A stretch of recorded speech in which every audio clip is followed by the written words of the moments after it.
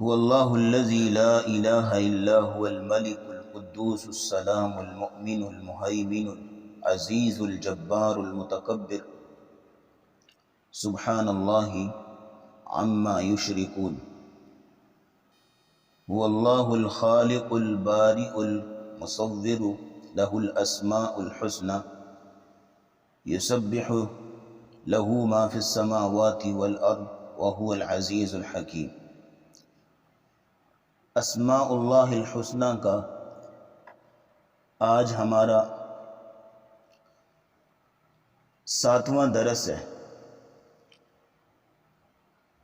اور آج اللہ تعالیٰ کا 7واں نام القدوس، اس کی وضاحت آپ کے سامنے رکھیں گے انشاءاللہ۔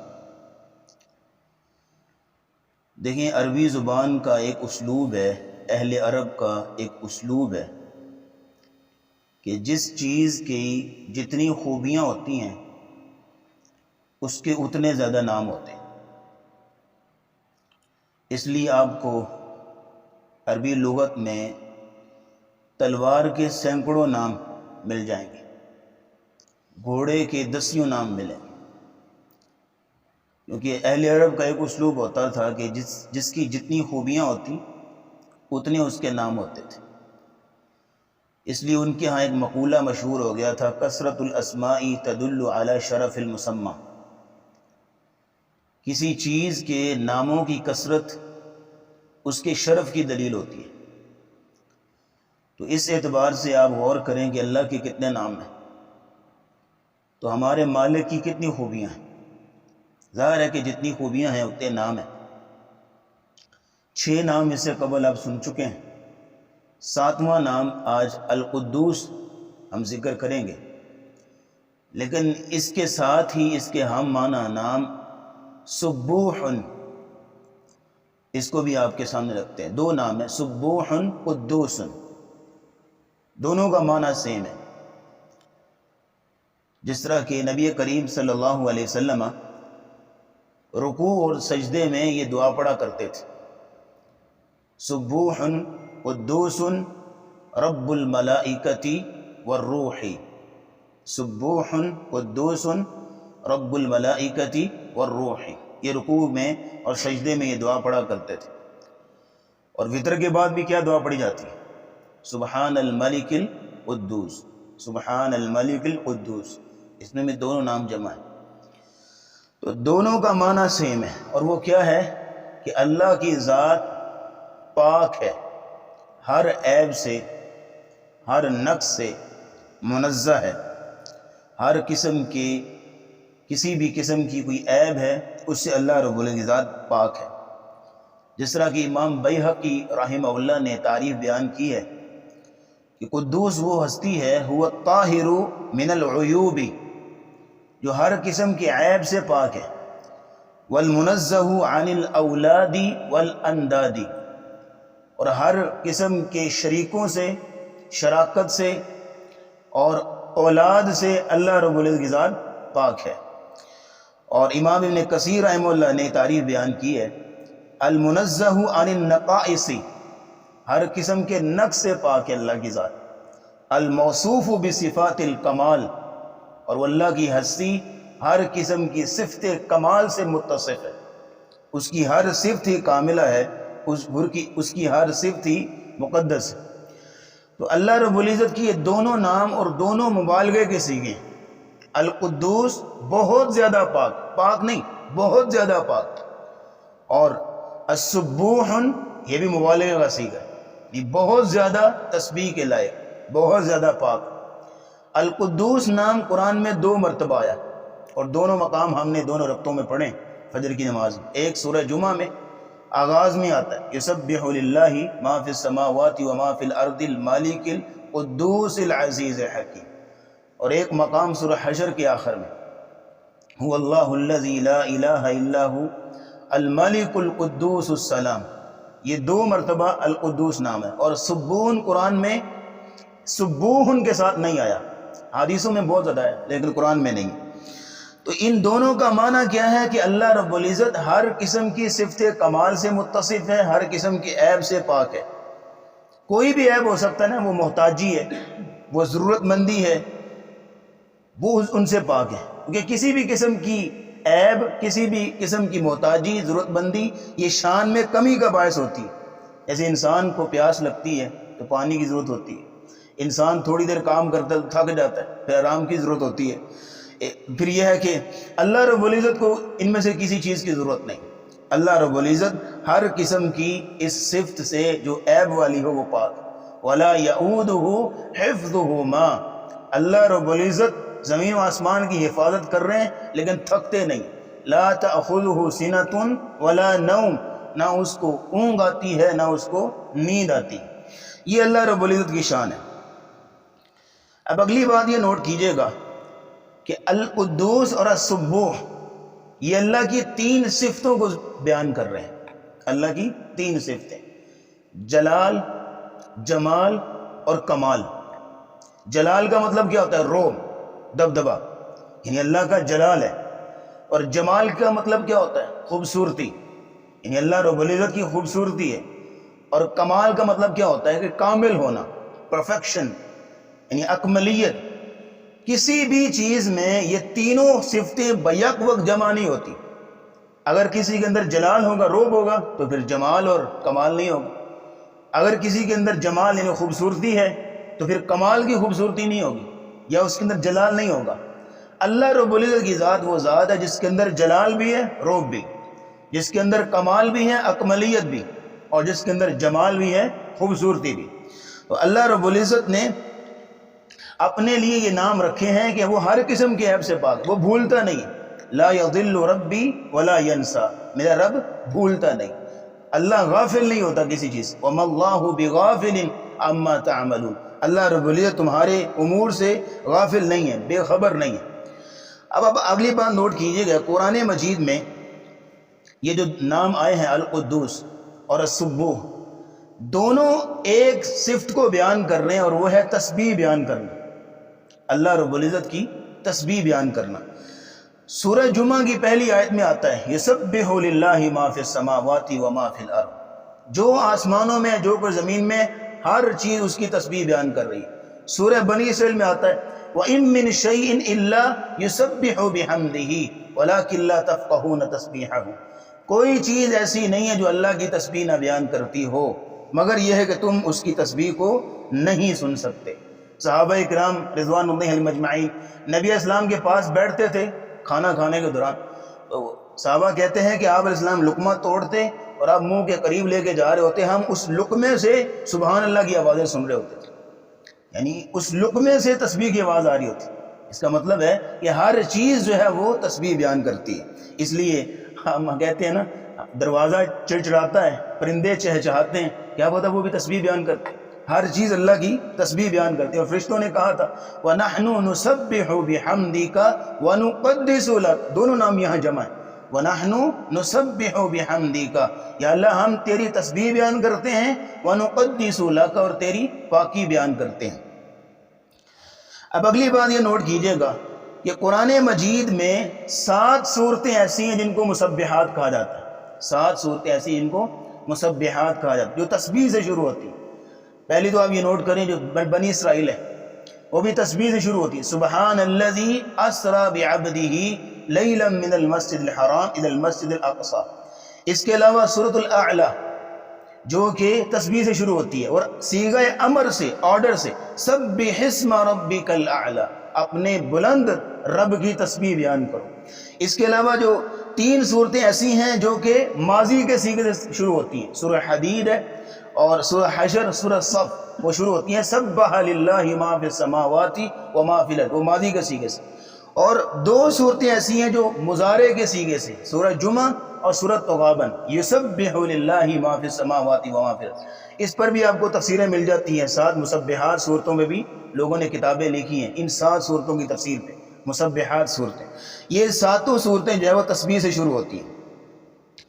اب اگلی بات یہ نوٹ کیجئے گا، جو مفہومی اعتبار سے سبحان اللہ کے 5 معانی ہیں، سبحان اللہ کے 5 معانی ہیں۔ نمبر 1 کہ اللہ رب العزت کی ذات ہر قسم کی کمی سے، ہر قسم کے عیب سے اللہ رب العزت کی ذات پاک ہے۔ اس عقیدے کے ساتھ جب نماز پڑھی جائے تو پھر رکوع میں مزہ آئے گا، پھر جو ہے وہ سجدے میں لذت آئے گی۔ ہماری نمازیں بے لذتی ہو اس لیے گئیں، ہماری نمازوں سے وہ چاشنی، وہ لطف اور وہ رعنائیت اٹھ اس لیے گئی کہ ہمیں اصل مفہوم کا پتہ ہی نہیں، جو کلمات کی گہرائی ہے ہم وہاں تک پہنچے ہی نہیں ہیں، اور دل کی اتھاہ گہرائیوں سے ہم نے الفاظ نکالے ہی نہیں کبھی۔ اگر ان کیفیتوں کے ساتھ اب بندہ نماز پڑھے کہ اس کو جو ہے وہ معانی کا بھی پورا سمجھ ہو اور اس کے دل میں بھی معانی اتر رہے ہوں، تو پھر نماز میں لذت ہی کچھ اور ہے۔ اسی لیے نبی اسلام کہا کرتے تھے وَجُعِلَتْ قُرَّةُ عَيْنِي فِي الصَّلَاةِ، نماز میری آنکھوں کی ٹھنڈ ہے، کیونکہ ان کو پتہ تھا ہم کیا بول رہے ہیں اور وہ دل سے بولتے تھے، اس لیے کہ اللہ رب العزت کی ذات ہر قسم کی کمی سے پاک ہے۔ یہ پہلا معنی سبحان ربک رب العزت عما یصفون۔ جو یہ لوگ مختلف قسم کے عیب بیان کرتے ہیں، شریک بیان کرتے ہیں، اللہ ہر قسم کے عیبوں سے، ہر قسم کے شریکوں سے پاک ہے۔ اللہ رب العزت کی ہستی ہر قسم کے عیب سے پاک ہے۔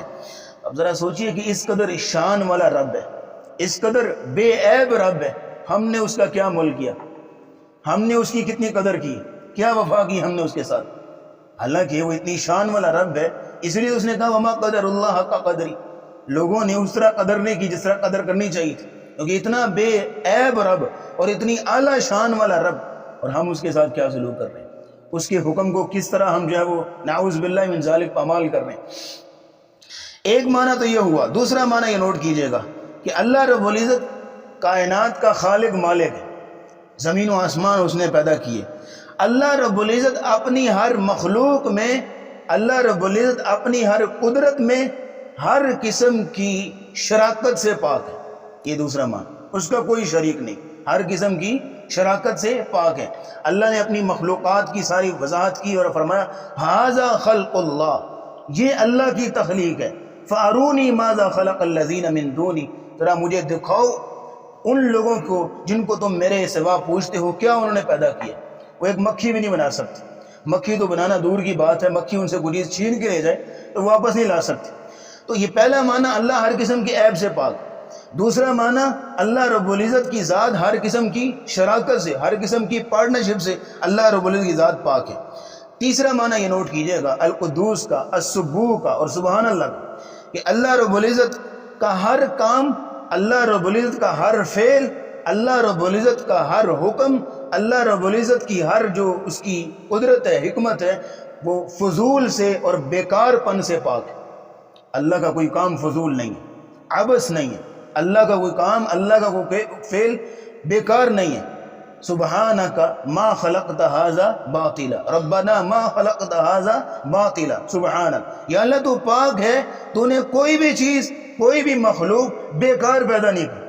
افحسبتم انما خلقناکم عبثا، کیا تم لوگوں نے یہ سمجھ لیا کہ ہم نے تمہیں بیکار پیدا کیا؟ نہیں، اللہ رب العزت کی ہر مخلوق ایک مصلحت رکھتی ہے، ایک حکمت رکھتی ہے، افادیت رکھتی ہے، اللہ نے کوئی چیز بیکار پیدا نہیں کی۔ وہ الگ بات ہے کہ ایک وقت کے لیے ہمارے ذہن میں اس کے فوائد نہ ہوں، ہم اس کو کچھ سمجھتے نہ ہوں اس مخلوق کو، لیکن اللہ نے کوئی مخلوق بیکار پیدا نہیں کی۔ چوتھا معنی یہ نوٹ کیجئے، اور چوتھا معنی انسان کے سارے دکھوں کو ملیا میٹ کر دے گا، انسان کے دل کو سکون دے گا، سارے دکھ اس کے ختم ہو جائیں گے اور غموں سے اس کو چھٹکارا ملے گا، اس کی خوشی کے اندر شکر ہوگا، اس کے غم کے اندر صبر ہوگا، جس کو یہ معنی سمجھ میں آگا۔ اور وہ یہ ہے کہ اللہ القدوس ہے، پاک ہے، السبوح ہے، پاک ہے، سبحان اللہ، اللہ پاک ہے کس چیز سے؟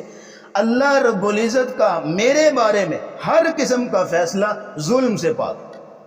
اللہ رب العزت کا میرے بارے میں ہر قسم کا فیصلہ، اللہ رب العزت اتنی دیر ہوگی دعائیں کرتے اولاد نہیں ملی، لیکن اللہ کا یہ فیصلہ میرے بارے میں ظلم سے پاک ہے۔ اتنے دیر سے بیمار ہوں، شفا نہیں مل رہی، لیکن اللہ کا یہ فیصلہ ظلم سے پاک۔ اللہ میرے بارے میں جو کچھ فیصلہ کر رہے ہیں اس کا ہر فیصلہ ظلم سے پاک۔ یہ چیز جس دن سمجھ میں آ گئی، اس دن انسان غموں میں بھی مسکراتا نظر آئے گا، اس دن انسان غموں میں بھی مطمئن نظر آئے گا کہ اللہ کا ہر فیصلہ ظلم سے پاک۔ ان اللہ لا یظلم مثقال ذرہ، اللہ کسی پہ ذرہ برابر بھی ظلم نہیں کرتا، یہ اللہ رب العزت کا فیصلہ ہے۔ اور حضرت یونس علیہ السلام نے بھی اسی چیز کا اقرار کیا تھا مچھلی کے پیٹ میں، لا الہ الا انت سبحانک انی کنت من الظالمین، مالکہ تو پاک ہے، انی کنت من الظالمین، ظلم مجھ سے ہوا ہے، زیادتی مجھ سے ہوئی ہے، غلطی مجھ سے ہوئی ہے، تو ظلم سے پاک ہے، لا الہ الا انت سبحانک، تو ہر قسم کے ظلم سے، ہر قسم کی اس قسم کی حق تلفی سے پاک ہے۔ پانچواں اور آخری معنی یہ نوٹ کیجئے گا کہ اللہ رب العزت جہاں شراکت سے پاک ہے، عیبوں سے پاک ہے، اللہ رب العزت کا ہر کام فضول اور بیکار پن سے پاک ہے، اور اللہ رب العزت کا ہر فیصلہ ظلم سے پاک ہے۔ اور پانچواں اور آخری معنی اللہ پاک ہے، مطلب کیا ہے کہ اللہ کی نازل کردہ شریعت قرآن اور حدیث ہر قسم کی غلطی سے، ہر قسم کی کوتاہی سے، ہر قسم کے جھوٹ سے پاک۔ اللہ کا قرآن ہر قسم کے جھوٹ سے پاک۔ ذالک الکتاب لا ریب فیہ، لا ریب کا معنی کیا ہے کہ ہر قسم کی غلطی، ہر قسم کی کوتاہی، ہر قسم کا جھوٹ، اللہ رب العزت کا کلام اس چیز سے پاک ہے۔ تو یہ 5 معنی اور 5 باتیں جس بندے کو سمجھ میں آ گئی، اور 5 معانی اپنے ذہن میں رکھ کے جب وہ پڑھے گا سجدے میں، رکوع میں، سبحان ربی العظیم، سبحان ربی العالی، سبحان ربی العالی، سبوح قدوس رب الملائکۃ والروح، تو اس کے سجدے میں الگ ہی مزہ ہوگا، اس کے رکوع میں الگ ہی چاشنی ہوگی، اس کی نماز میں ایک الگ ہی لذت ہوگی۔ اللہ رب العزت یہ لذت اور یہ چاشنی ہمیں نصیب فرمائے۔ اب آپ دیکھیے گا کہ جب آپ یہ 5 معانی رکھ کے اپنے ذہن میں جب آپ کہیں گے اللہ ہر قسم کی شراکت سے پاک ہے، اللہ کا ہر کام ہر قسم کے فضول پن سے پاک، اللہ رب العزت کی ذات ہر قسم کے ظلم سے پاک ہے، اللہ رب العزت کی ذات ہر قسم کی کمی سے اور عیب سے پاک ہے، اللہ کا کلام ہر قسم کی جھوٹ اور غلطی سے پاک ہے، جب آپ یہ 5 معانی دل میں رکھ کے آپ اپنی زبان سے القدوس السبوح کا ورد کریں گے، سبحان اللہ کا ورد کریں گے، تو اللہ رب العزت کی طرف سے بھی اعلان ہوگا میرے بندے خوش ہو جا، آج سے تو گناہوں سے پاک ہے۔ اللہ گناہوں سے پاک کر دے گا اپنے بندے، اللہ اپنے بندے کے گناہوں کو معاف کر دے گا۔ یہ ملکہ اور یہ خوبی اس کو ملے گی جس بندے کے اندر جو ہے وہ یہ خاصیت ہوگی کہ اللہ کے نام کو وہ اس جذبے کے ساتھ اور اس محبت سے وہ لے گا۔ اب آپ دیکھیں کہ ایک لفظ کی اتنی برکات ہے، اور جس کو پورا دین سمجھ میں آ گیا تو کتنے فائدے حاصل کرے گا، ایک لفظ کی اتنی افادیت ہے۔ اور دیکھیں ہمارے جو سوشل ورڈز ہیں نا وہ 4 قسم کے ہیں، 4 قسم کے کلمے ایسے ہیں جو ہمارے سماجی جملے بن گئے، جیسے کہ سبحان اللہ، سبحان اللہ یعنی کوئی اچھی چیز دیکھ لی یا کوئی غلطی ہو گئی تو فوراً سے سبحان اللہ، یعنی اللہ غلطی سے پاک۔ اچھا یہ بھی ایک نا نعوذ باللہ من ذالک ہمارے تو معاشرے میں تو پتہ نہیں کس طرح کے جملے نکلے، کوئی غلطی ہوگی نا زبان سے، کوئی پھسلن ہو گئی یا کوئی غلط جملہ بول لیا تو ہماری زبان میں ایسا لفظ بولتے ہیں جو SHIT ہوتا ہے، اس کو بولنا تو نہیں چاہیے، بڑا غلط جملہ ہے۔ ہمیں یہ چاہیے کہ فوراً یہ جملہ بولیں سبحان اللہ، مجھ سے غلطی ہوگی، اگلا سمجھ جائے گا کہ اس سے غلطی ہوگی۔ اف اور اس طرح کے جملے اور SHIT اور دیگر جملے بولنے سے جو اتنے گھٹیا ہیں کہ ان کو بتاتے ہوئے بھی شرم آتی ہے، ان کی جگہ پہ یہ جملے بولیں سبحان اللہ، مجھ سے غلطی ہوگی۔ اور پھر یہ ہے کہ یہ جو لوگ بولتے ہیں ان کے ہاں یہ سماجی جملے ہیں، کوئی غلطی ہوئی سبحان اللہ، کوئی اچھی چیز دیکھ لی سبحان اللہ، اور اگر کوئی اللہ رب العزت نے فائدہ دیا، نعمت دی، الحمدللہ، اور اگر کسی کی تعریف کر رہے ہیں تو ماشاءاللہ، یعنی تیری تعریف نہیں ہے ماشاءاللہ جو اللہ نے چاہا، اور اگر کوئی جو ہے وہ ارادہ کرنا ہے کل کام کرنے کا تو انشاءاللہ۔ اب ہم دیکھیں ان 4 کلموں میں، ان 4 الفاظ میں توحید کوٹ کوٹ کر بھری ہوئی، اور جو شخص اپنی زبان سے یہ 4 کلمے دہراتا ہے وہ یہ کہنا چاہتا ہے کہ میں کچھ نہیں ہوں، کائنات کچھ نہیں ہے، جو کچھ ہے وہ اللہ رب العزت کی حکمت سے ہے، اس کی قدرت سے ہے اور اللہ رب العزت کے کرنے سے۔ آخری بات نوٹ کیجئے گا کہ اس نام کے تعلق سے ہمارے لیے عملی پہلو کیا ہے۔ ہمارے لیے ایک عملی پہلو تو یہ ہے کہ اللہ کی کثرت سے تسبیح بیان کریں۔ اس عملی پہلو کو ذرا 1 منٹ کے سائڈ پہ رکھیں گے انشاءاللہ، آپ سے گزارش کر کے 2 منٹ لے کے اس پہ بات کرنی انشاءاللہ۔ دوسرا عملی پہلو نوٹ کریں، اور وہ یہ ہے کہ جب ہمارا مالک، ہمارا رب ہر قسم کے عیبوں سے پاک ہے، ہمارا مالک، ہمارا رب ہر قسم کے نقص سے، ہر قسم کے عیب سے پاک ہے، تو ہمیں بھی ان عیوب سے، ان غلطیوں سے، ان عیبوں سے پاک ہونا چاہیے جن عیبوں سے پاک ہونے کا اس نے حکم دیا ہے۔ یہ نہیں ہے کہ دن رات سبحان اللہ سبحان اللہ سبحان اللہ اور آپ طرح کی گندگیوں میں ڈوبا ہوا ہے، اللہ کی تسبیح بیان کر رہا ہے اور اپنی گندگیوں سے باہر نہیں نکل رہا۔ جب اللہ رب العزت کی پاکی بیان کر رہا ہے تو یہ سبق ہے ہمارے لیے کہ جس کی ہم بندگی کر رہے ہیں وہ اگر عیبوں سے اور نقص سے پاک ہے تو جن عیبوں سے اس نے ہمارے لیے حکم دیا کہ پاک ہو جاؤ، ہمیں بھی ان سے پاک کر دو۔ اور عیبوں سے پاک ہونے کے لیے 4 چیزوں کو پاک کرنا ہوگا، 4 چیزوں کا تقوی حاصل کرنا ہوگا۔ نمبر 1 زبان، اپنی زبان کو ہر قسم کے اس عیب سے بندہ پاک کر لے جس سے اللہ نے منع کی، جس سے اللہ نے پاک ہونے کا حکم دیے۔ اسی طرح آنکھوں کے ہر قسم کے عیب سے، جن چیزوں کو دیکھنے سے اللہ نے منع کیے رک جائے ان سے۔ کان ہے، اپنے کانوں کو پاک کرے۔ زبان ہے، آنکھیں ہیں، کان ہیں اور دل ہے، انسان اپنے دل کو پاک کر لے، کیونکہ طہارت دو قسم کی ہوتی ہے، ایک ہے باطنی طہارت، دل کی طہارت یعنی اندرونی طہارت، اور اللہ رب العزت دل کی کیفیات کو دیکھتے ہیں، دل پاک صاف، اور دل جو ہے وہ رئیس الاعضاء ہوتا ہے، کنگ آف باڈی پارٹس، جو رئیس الاعضاء ہوتا ہے، سید الاعضاء ہوتا ہے، انسانی اعضاء کا بادشاہ ہے، جو اندر سے انسٹرکشنز آئیں گی اسی طرف ہمارے باڈی پارٹس پرفارم کریں گے۔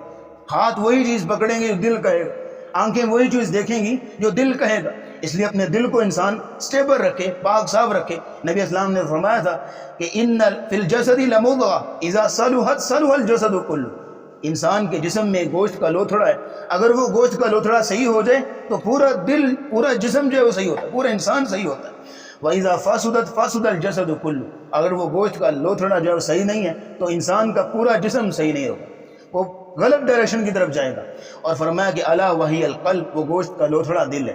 تو باطنی طہارت دل کی طہارت، اور ظاہری طہارت جسمانی طہارت، انسان اپنے جسم کو پاک صاف رکھے، وضو کا اہتمام کرے، غسل کا اہتمام کرے۔ ان اللہ یحب التوابین ویحب المتطہرین، اللہ رب العزت پسند کرتے ہیں بہت زیادہ توبہ قبول کرنے والوں کو اور بہت زیادہ پاک صاف رہنے والوں کو اللہ رب العزت پسند کرتے ہیں۔ پھر یہ ایک تیسری طہارت ہے مالی طہارت، انسان اپنے مال کو بھی پاک صاف رکھے، حلال ذرائع سے کمایا ہو۔ یا ایھا الناس کلوا مما فی الارض حلالا طیبا، پاک کھاؤ، ان اللہ طیب لا یقبل الا طیبا، اللہ کی راہ میں خرچ کرو تو طیب اور حلال اور پاک۔ تو یہ ایک ہمارے لیے اخلاقی سبق، اس لیے کہ اگر انسان کے اندر عیب ہوں تو دیگر لوگ بھی اسے نفرت کرنے لگ جاتے ہیں۔ ایک عیب اگر کسی بندے کا آپ کو پتہ چل جائے، ایک عیب، تو اس بندے کی ویلیو گر جاتی ہے آپ کی نظروں سے، اس بندے کی ذات کی ویلیو بھی گر جاتی ہے، اس کی بات کی ویلیو بھی گر جاتی ہے اگر ایک عیب کسی کو پتہ چل جائے۔ اس لیے امام بخاری رحمہ اللہ نے سفر میں جا رہے تھے تو اپنی اشرفیوں کی تھیلی دریا میں پھینک دی تھی، آپ کو شاید واقعہ یاد ہو، اپنی اشرفیوں کی تھیلی دریا میں پھینک دی کہ کہیں مجھ پر یہ عیب نہ آ جائے کہ یہ بندہ چور ہے، کیونکہ کل کو دین کا کام کرنا ہے۔ اگر میرے بارے میں یہ مشہور ہو یہ بندہ چور ہے تو کون جو مجھ سے حدیثیں سنے گا، کون مجھ سے حدیثیں لے گا؟ ایک عیب بھی پتہ چل جائے تو آپ کی بات کی ویلیو بھی گر گئی اور ذات کی ویلیو بھی گر گئی، اس لیے کہا اپنے آپ کو عیبوں سے پاک کیجیے۔ تو ایک آخری بات، سبحان اللہ، تسبیح بیان کرنا، اور یہ تسبیح ہے جس کا اللہ رب العزت نے حکم دیا، اور یہ وزن میں سب سے زیادہ بھاری اور وزنی ہے۔ الکلمتان حبیبتان الی الرحمن خفیفتان علی اللسان ثقیلتان فی المیزان، جو میزان پہ سب سے زیادہ بھاری، سبحان اللہ و بحمدی سبحان اللہ العظیم۔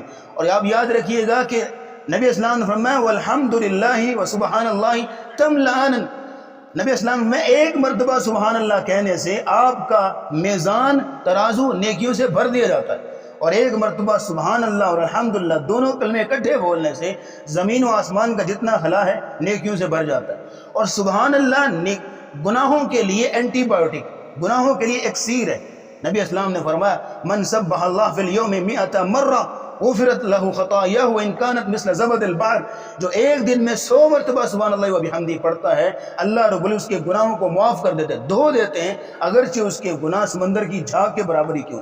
آپ علیہ السلام مجلس سے اٹھتے تھے تو آپ پڑھتے تھے سبحانک اللہم و بحمدک اشہد ان لا الہ الا انت استغفرک واتوب الیک، آپ مجلس ختم کرتے تو اٹھتے یہ پڑھتے۔ صحابہ نے پوچھا یا رسول اللہ آپ یہ کلمات پڑھتے ہیں جو ہم نے کبھی سنے نہیں لیکن آج کل ہم سن رہے ہیں، تو آپ نے فرمایا اگر مجلس میں بیٹھے ہو تو یہ ہو نہیں سکتا کہ مجلس میں کوئی ایسی بات ہو جائے کہ جو خلاف شریعت ہے، حالانکہ نبی اسلام کی مجلس ایسی نہیں ہوتی تھی لیکن ہمارے لیے سبق ہے، تو مجلس میں کوئی ایسی بات ہو جاتی ہے، کوئی غیبت کوئی چغلی ہماری مجلس میں ہوتی ہے، تو آپ نے فرمایا یہ کلمات پڑھ لو تو اللہ رب العزت اس غلطی کو، اس گناہ کو معاف کر دی۔